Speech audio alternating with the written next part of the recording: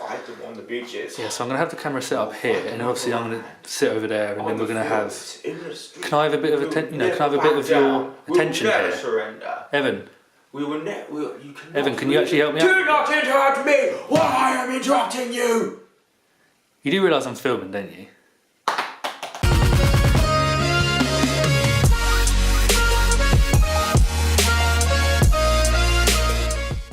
Hello, welcome back ladies and gentlemen to the Grifford Show. You're tuning in to your next big movie review. Today we're looking at The Darkest Hour, a film that is surrounded by Oscar buzz for one performance and one performance only. Evan's going to fill you in all the details.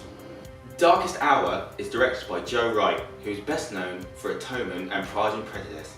The film stars not Keira Knightley, but Gary Oldman as Winston Churchill.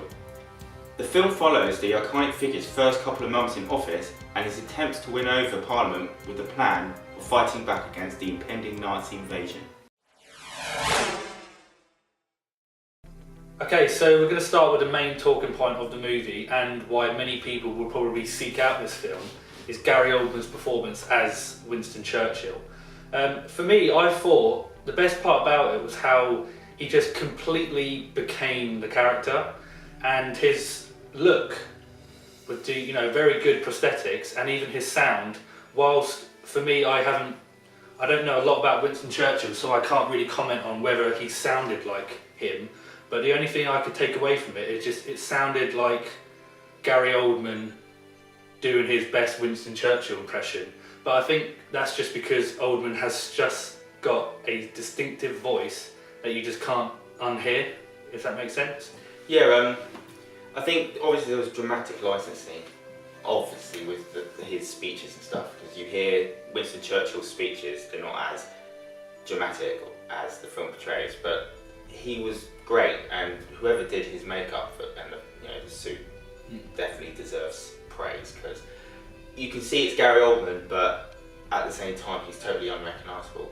Yeah. See, I'm not personally a fan of The Crown, but I know you are. Yeah. So I know you have some thoughts on comparing John Lithgow and Gary Oldman. So do you want to? Yeah, it's really tricky because they're both fantastic. I mean, when I watched The Crown, I thought John Lithgow, in my opinion, gave probably the best performance as Winston Churchill, which is quite funny coming from an American actor. But I think they both him and Gary Oldman have the same issue of still sounding like other roles. Yeah. Like, he sounds like Lord Farquhar and he still sounds like Gary Oldman. Yeah. And but I think it's quite difficult to tell because they play Churchill at different times in history. I mean, I'm not saying Churchill changed in different times, but I think if they were both in the same situation, because obviously Darkest Hour is set at the beginning of the war, and in The Crown it's set in his second time in office, and he's it's obviously a less stressful situation.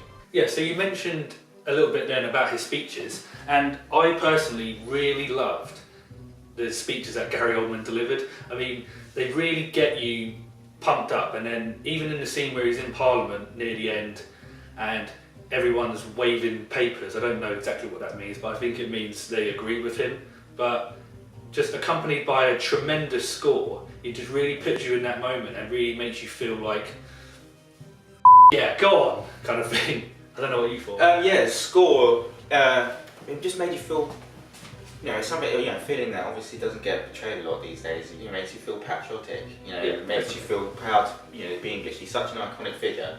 Yeah. And you just get the sense of how great he was for the score. And, like you said, the final speech is probably, if not the best part of the whole film. Yeah, other than that, another main part of the film that I really enjoyed was some of the cinematography. In the film, Winston Churchill was up against it, everybody's against him. He was sort of forced it to be in charge, become Prime Minister. Yeah. And he's got the rest of his cabinet that wants peace negotiation talks, and then Winston Churchill obviously wants to fight back. And there's lots of scenes as a result which show his isolation. Like there's a scene where he's talking to the President of the United States, and the whole screen is just black, minus this little rectangle of light which is on him. And there's also lots of other moments when doors with small square windows shut on him, and you just see him through this square window, and I think it portrayed his isolation and as a result the stress of that isolation perfectly. Yeah, so another good part for me was how surprised I was with how much I laughed. Obviously this film is not a comedy, and you shouldn't go into this film thinking I'm going to have an amazing time, my sides are going to be splitting from how much I'm going to laugh, but there was just this unexpected humour in the film and I just really enjoyed that. Yeah, I think that was another great thing, because Winston Churchill is famous for his dry wit and humour. You know, he's some of his famous quotes are hilarious, and I think Gary Oldman definitely got that across. Like, they were just perfectly timed with the situation. Okay, so while obviously Gary Oldman is the main draw of this movie and why many people will go to see it, and he does carry the film, there are a lot of other amazing supporting roles. Particularly Lily James does a great job, and Kristen Scott Thomas steals every scene she's in. Yeah, the chemistry between her and Gary Oldman was fantastic. You genuinely believed that they were a married couple and truly loved each other, and they were so content with each other.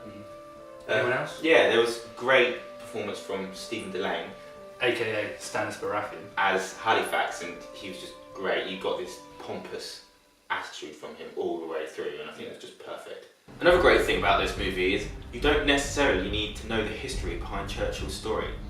No, not at all. I didn't know much about him, but I found it really fascinating just to learn about how he got into power, or how he was pushed into power, and just all the amazing things that he did while he was in office.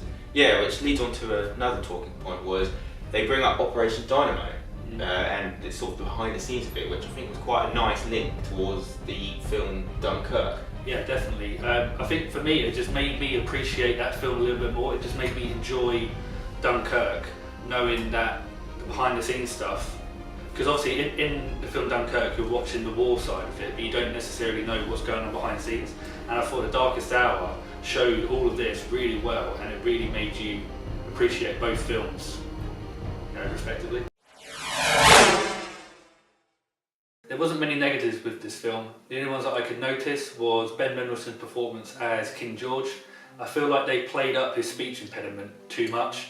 It doesn't take anything away from his amazing performance, because it was really good, but it was just stuck out for me. Yeah, it was the same thing with Stephen Delane as Halifax. He couldn't pronounce his R's properly as well, and it seemed like every politician or posh figure could pronounce their R's, the word for which also begins with R, because whoever named these speech impediments is an absolute asshole.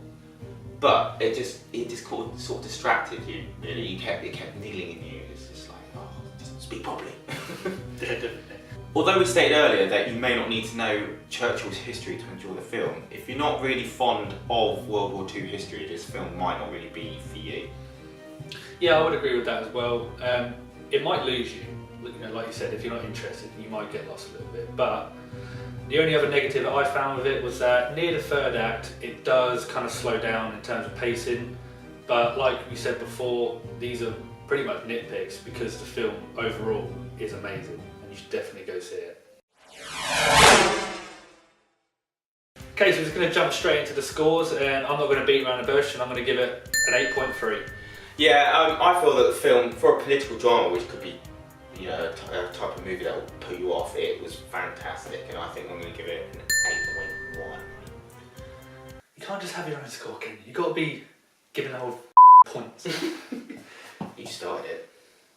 Okay, so that was our review for The Darkest Hour. It's in cinemas now, so make sure you go check it out. You will not be disappointed. Have you seen the film already? Did you like it? Did you hate it? Also, what is your favourite historical drama? Whatever your thoughts, let us know in the comments section below. Don't forget to like, subscribe and hit that bell so you can keep up to date with all our reviews. Our next review will be The Commuter. See you later.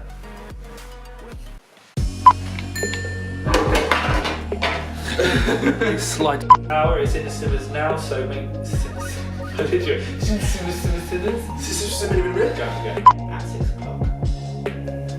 Ow! The ones that we've done here have been fine. Yeah, been fine. So we'll just.